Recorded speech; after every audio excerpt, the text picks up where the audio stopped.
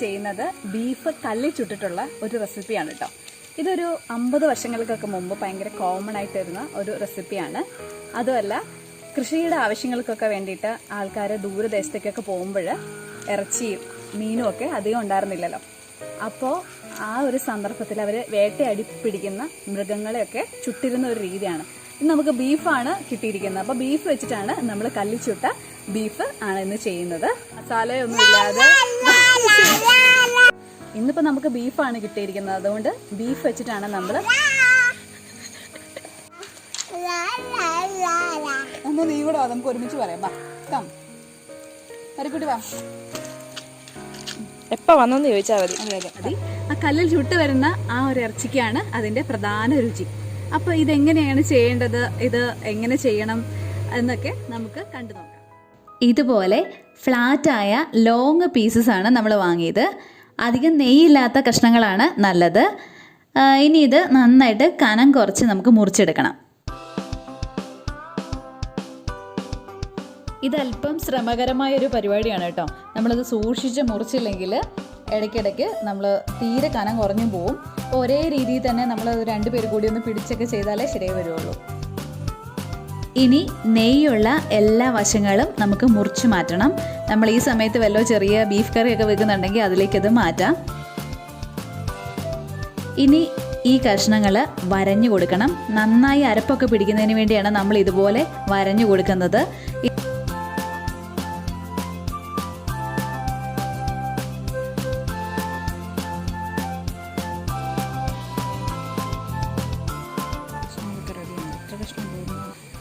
രണ്ട് 3 4 5 കഷ്ണം. Okay, 3 pieces.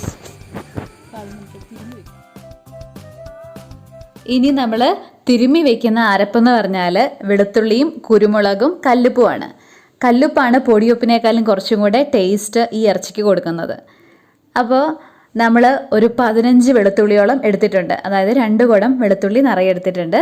1/4 cup കുരുമുളകാണ് എടുത്തിരിക്കുന്നത്. ഇത് നമ്മൾ മുഴുവനോടെയുള്ള സീഡ്സാണ് എടുത്തേക്കുന്നത്. ഇത് നമ്മൾ ചതച്ച് ചേർക്കുന്നതാണ് കുറച്ചുകൂടെ ടേസ്റ്റ്. ഫ്രഷായിട്ട് ചതയ്ക്കുന്നതാണ് നല്ലത്. ആദ്യം നമുക്ക് വെളുത്തുള്ളി ഒന്ന് ചതച്ചെടുക്കാം. അതിൻ്റെ കൂടെ നമുക്ക് കുരുമുളകും കല്ലുപ്പും കൂടെ വെച്ചിട്ട് ഒരുമിച്ചൊന്ന് ചതച്ച് എടുത്താൽ മതി.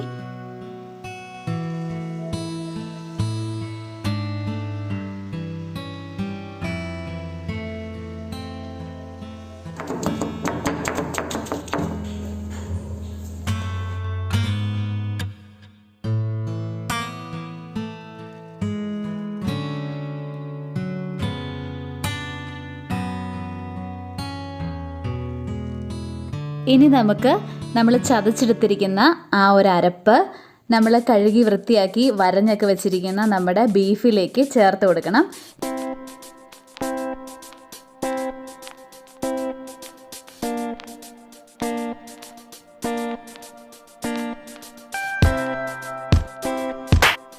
ഇത് നമ്മൾ കൈകൊണ്ട് തന്നെ നന്നായിട്ട് തിരുമ്മി പിടിപ്പിക്കുന്നതാണ് ഏറ്റവും നല്ലത്. ആ വരഞ്ഞിരിക്കുന്ന ഭാഗങ്ങളിലൊക്കെ ശരിക്കും ചേർത്ത് കൊടുക്കുക. ഇത് ഒരു അരമണിക്കൂറിന് ശേഷം ഒന്നും കൂടി ഒന്ന് കൈകൊണ്ട് തന്നെ തിരുമ്മി പിടിപ്പിച്ചാൽ കുറച്ചുകൂടെ നല്ലതാണ്. ഇങ്ങനെ ഒരു 2 മുതൽ 3 മണിക്കൂർ വരെയെങ്കിലും വെക്കുക. നമുക്ക് രാത്രിയിൽ ഇതുപോലെ ഫ്രിഡ്ജിൽ വെച്ചിട്ട് പിറ്റേ ദിവസം എടുത്താലും നല്ലതാണ്. ഒരു നൈറ്റ് മാത്രം വെച്ചാൽ മതിയാവും.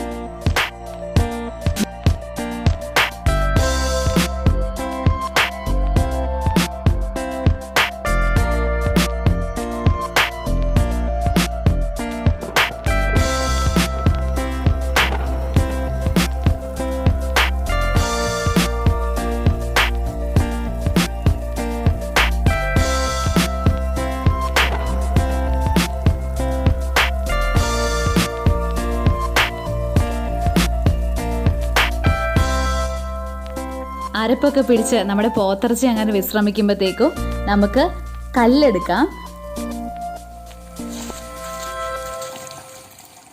അധികം കനവില്ലാത്ത നല്ല നീളമുള്ള ഒരു കല്ലാണ് നമുക്ക് വേണ്ടത്. അതേ പാകത്തിന് തന്നെയുള്ള കല്ല് നമ്മുടെ വീട്ടിലുണ്ടായിരുന്നു. അപ്പോൾ ഇതൊന്ന് കഴുകി വൃത്തിയാക്കി നമുക്ക് എടുക്കണം. നമ്മൾ സോപ്പൊക്കെ ഇട്ട് നമുക്ക് കഴിക്കാനുള്ള ഭക്ഷണമാണല്ലോ ഇതിൽ പാചകം ചെയ്യുന്നത്. അപ്പോൾ ഇത് നമുക്ക് സോപ്പൊക്കെ ഇട്ട് നന്നായിട്ട് നമുക്ക് കഴുകി വൃത്തിയാക്കി എടുക്കണം.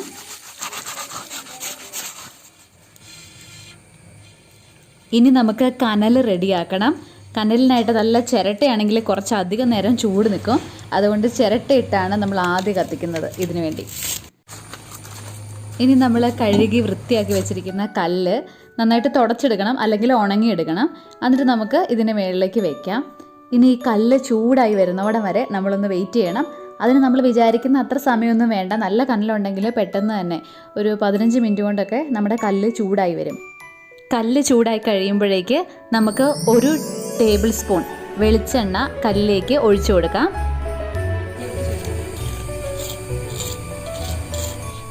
ഒരു ടേബിൾ സ്പൂൺ മാത്രം മതിയാവും. അത് അടിയിലൊന്ന് ശരിക്കും പിടിക്കാതിരിക്കാൻ വേണ്ടി മാത്രമാണ് നമ്മളത് ചേർത്ത് കൊടുക്കണേ. അതുപോലെ നമുക്കൊരു തുണി കൊണ്ട് അത് കുറച്ചങ്ങോട്ട് നന്നായിട്ട് സ്പ്രെഡ് ചെയ്ത് കൊടുക്കാം. നമ്മൾ ഇറച്ചി വെക്കാൻ ഉദ്ദേശിക്കുന്ന ആ ഭാഗത്തൊക്കെ ആ തുണി അതൊന്ന് സ്പ്രെഡ് ചെയ്ത് കൊടുത്താൽ മാത്രം മതി. ഇനി നമ്മൾ തിരുമ്മി വെച്ചിരിക്കുന്ന ബീഫിൻ്റെ പീസസ് ഇതിലേക്ക് ചേർത്ത് കൊടുക്കാം. ഏറ്റവും വലിയ പീസാണ് ഏറ്റവും നടുക്ക് വെച്ചിരിക്കുന്നത്. കാരണം പെട്ടെന്ന് ചൂടാവുന്നത് ആ നടുഭാഗമാണല്ലോ. അപ്പം അതാദ്യം നമ്മൾ വെച്ചു. പിന്നെ കുറച്ചും കൂടി കനം കുറഞ്ഞ ചെറിയ പീസസാണ് സൈഡിലൊക്കെ നമ്മൾ വെച്ചിരിക്കുന്നത്. നമ്മൾ 3ാമത്തെ പീസ് വെക്കുമ്പോൾ തന്നെ ആദ്യത്തെ പീസിൻ്റെ താഴെ എണ്ണയൊക്കെ തിളച്ച് വരുന്നത് നമുക്ക് കാണാം. അത്രയ്ക്ക് ചൂടായിട്ടാണ് ഈ കല്ലിരിക്കുന്നത്. അതുകൊണ്ട് ഈ ഇറച്ചി വെന്ത് തന്നെ നമുക്ക് കിട്ടും കേട്ടോ.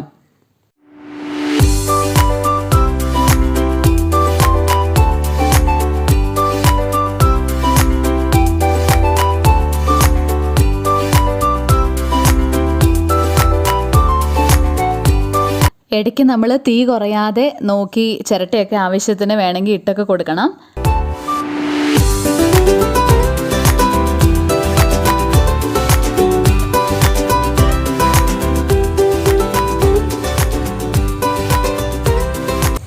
നമ്മൾ ബീഫൊക്കെ വെച്ചിട്ടൊരു 15 മിനിറ്റ് കഴിയുമ്പോൾ തന്നെ ബീഫിനകത്തുനിന്ന് നെയ്യൊക്കെ ഇറങ്ങി വന്നിരുന്നത് നമുക്ക് കാണാം. ഇനി നമ്മുടെ ബീഫിൻ്റെ കളറൊക്കെ മാറി കുറച്ചുകൂടെ ഡാർക്കായി വരുന്ന സമയത്ത് നമുക്കിത് ഓരോന്നും മറിച്ചിട്ട് കൊടുക്കാം.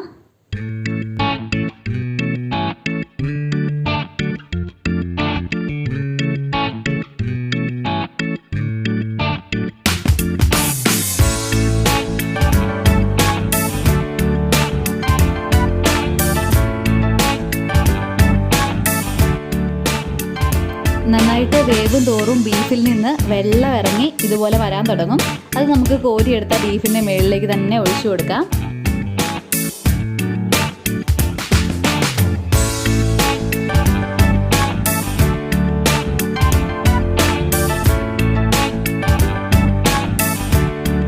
പണ്ട് കാലങ്ങളിൽ കൃഷിക്ക് മുന്നേ ആയിട്ട് എല്ലാ മരങ്ങളൊക്കെ വെട്ടി, അതുപോലെ ഈറ്റയൊക്കെ ആണെങ്കിലും വെട്ടി കൂട്ടിയിട്ട് കത്തിക്കുന്ന ഒരു പരിപാടി ഉണ്ടായിരുന്നു. ആ സമയത്ത് നല്ല തീയും കനലും ഒക്കെ ഉണ്ടാവും. അങ്ങനെ ആണ് അധികവും ഈ ഇറച്ചിയൊക്കെ ചുട്ട് അവർ കഴിച്ചിരുന്നത്. അപ്പോൾ ഈ ഒരു സമയത്ത് നമുക്ക് കനലൊക്കെ കുറവായതുകൊണ്ടാണ് ഇത്രയും കഷ്ടപ്പെടേണ്ടി വരുന്നത്. അന്ന് വളരെ സിമ്പിളായിട്ട് ചെയ്തിരുന്ന ഒരു ഐറ്റമായിരുന്നു ഇത്. ബീഫ് വേവും തോറും അതിൻ്റെ കനമൊക്കെ കുറഞ്ഞും നന്നായിട്ട് ചുരുങ്ങിയും വരും. തിരിച്ചും മറിച്ചുമൊക്കെ ഇട്ട് ഒരു 45 മിനിറ്റ് ആകുമ്പോഴത്തേക്കും നമ്മുടെ ബീഫ് നല്ലതായിട്ട് കറുത്ത പാകത്തിനായിട്ടുണ്ട്.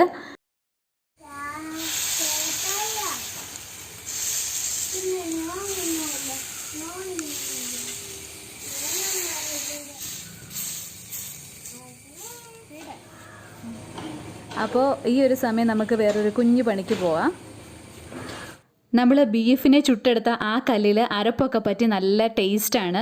നല്ല മൊരിഞ്ഞിരിക്കുന്ന കുരുമുളകും വെളുത്തുള്ളിയൊക്കെ ഉണ്ട്. അപ്പോൾ നമുക്ക് ആ കല്ലിൽ തന്നെ കുറച്ച് പൊട്ടറ്റോയും സവോളയും ക്യാരറ്റും ഒക്കെ ഒന്ന് ചെറുതായിട്ട് മൊരിച്ചെടുക്കാം. അപ്പം അതിന് വേണ്ടിയിട്ടുള്ള വെജിറ്റബിൾസും കൂടെ നമുക്ക് റെഡിയാക്കാം. ഇതെല്ലാം കൂടി ഈ മസാലയ്ക്കകത്ത് ഇളക്കിയെടുക്കാം.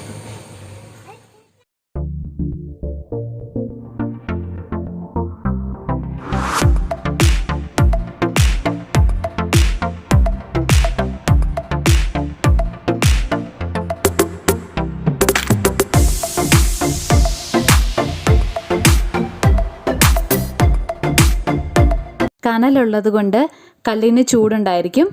അപ്പം നമുക്ക് നമ്മുടെ അരിഞ്ഞു വെച്ചിരിക്കുന്ന വെജിറ്റബിൾസ് ഓരോന്നും ഇതിലൊന്ന് ചുട്ടെടുക്കാം.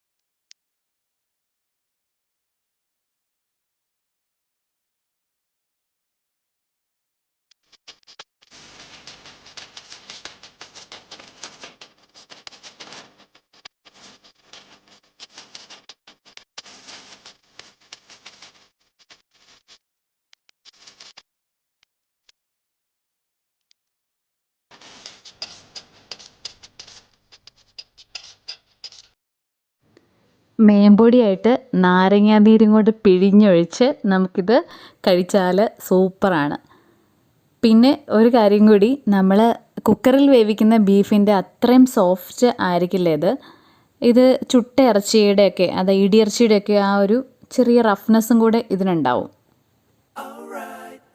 നമ്മൾ ഇറച്ചി ചൂടാൻ ഉപയോഗിച്ച അതേ കല്ലിൽ തന്നെ 2-3 ബുൾസയും കൂടെ ആവുമ്പോഴാണ് അതിൻ്റെ ഒരു ക്ലൈമാക്സ് ആവുന്നത്. അപ്പോൾ ഇന്നത്തെ റെസിപ്പി എല്ലാവർക്കും ഇഷ്ടപ്പെട്ടു എന്ന് വിചാരിക്കുന്നു. ഇഷ്ടപ്പെട്ടാൽ ലൈക്ക് ചെയ്യാൻ മറക്കരുത്.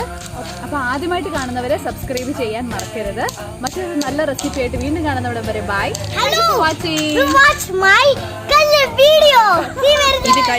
ഞാനിടുന്ന മറ്റ് വീഡിയോസും കാണാൻ വേണ്ടിയിട്ട് സബ്സ്ക്രൈബ് ചെയ്യാനും മറക്കരുത്. സബ്സ്ക്രൈബ് കഴിഞ്ഞ് വരുന്ന ബെല്ലൈക്കൺ കൂടി പ്രസ് ചെയ്ത് പോകണം. അപ്പോൾ മറ്റൊരു നല്ല വീഡിയോ ആയിട്ട് കാണുന്നവിടെ വരെ bye. Thank you for watching. ആ കല്ല് കാണട്ടെ, ഞാൻ വീഡിയോ ചെയ്യുമ്പോൾ ഇവിടെ ഈ പിള്ളേർ എന്താ പരിപാടി അത്